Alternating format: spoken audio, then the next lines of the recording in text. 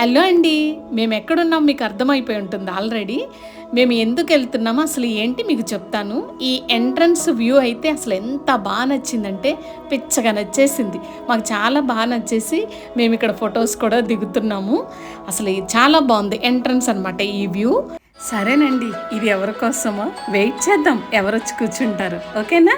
మేమైతే ముందే వచ్చామండి, ఎందుకంటే మా హస్బెండ్ మెసేజ్ ఇవ్వాలి కాబట్టి మెసేజ్ ఇచ్చేవాళ్ళు ఎప్పుడైనా ముందే ఉండాలి కదా. సో అందుకనే మేమైతే ముందు రావటం జరిగింది. ఇప్పుడే ఒక్కొక్కళ్ళు వస్తున్నారు, అందుకే మీకు హాల్ అంతా తక్కువగా లేకపోతే ఖాళీగా కనిపిస్తుంది. ఇది సంగతి. ఓకేనా? నెక్స్ట్ చూడండి. ఇదేంటి విషయం, ఎంటర్ అయిపోయారు, అర్థమైపోయింది అనుకుంటా.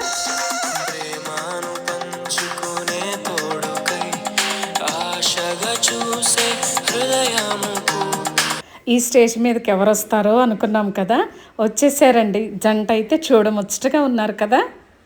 For making sure that you'll be available for today's special occasion, we welcome you all for Samson and Sneha's reception today, and then followed by a message.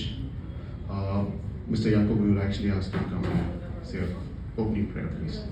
Opening prayer ఇప్పుడు ఒక brother చేస్తున్నారు. Please share the message. ఇప్పుడు message అనమాట. Message అంతా నేను video తీయలేదు, ఎందుకంటే చాలా లెంతీ అయిపోతుంది. సో అందుకనే నేను కొన్ని క్లిప్స్ మాత్రమే తీసుకొని ఇవన్నీ యాడ్ చేసి మీకు చూపించడం జరుగుతుంది.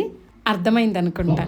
ఒక వ్యక్తిని దేవుడు సృష్టించిన తర్వాత దేవుడు అనుకున్నాడు, నరుడు ఒంటరిగా ఉండడం మంచిది కాదు, ఈ నరుడికి ఒక సాటి సహాయం ఉండాలని. It was God's plan, it was God's thought.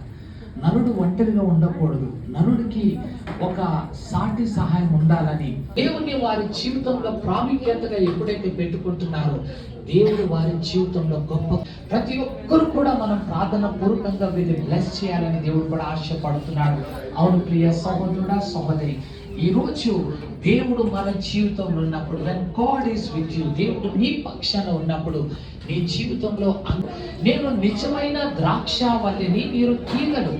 ఈ తీగ ఎప్పుడైతే ద్రాక్షావల్లి నుంచి వేరైపోతుందో ఏమైపోతుంది, అది ఎండిపోతుందని పొందమని మిగతా సమయాన్ని నీ చేతులకు అప్పచెప్పుకుంటూ యేసు నామమున వేడుకొచ్చినాను తండ్రి, ఆమేన్.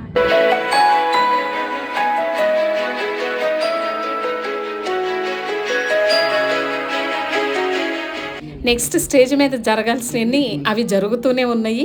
ఇక్కడ ఆల్రెడీ ఫుడ్ అయితే స్టార్ట్ అయింది, ఎందుకంటే డిన్నర్ టైం చాలా అయిపోయింది. సో ఫుడ్ అయితే స్టార్ట్ అయిపోయింది, మేము కూడా వచ్చేసాము. కేక్ కటింగ్ ఇవన్నీ స్టేజ్ మీద అవి మామూలే, అవి జరుగుతూ ఉన్నాయి. ఇది సంగతి.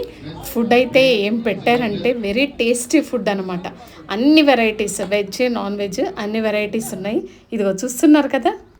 మనం ఎక్కడికి వెళ్ళినా, ఏ పార్టీ అయినా, ఏ ఫంక్షన్ అయినా ఇది లేనిదే మాత్రం ఇన్కంప్లీట్ కదండి. మెయిన్ ఇది ఉండాలి, టేస్టీ ఫుడ్ ఉండాలి. ఓకేనా? ఎలా అనిపించింది మీకు?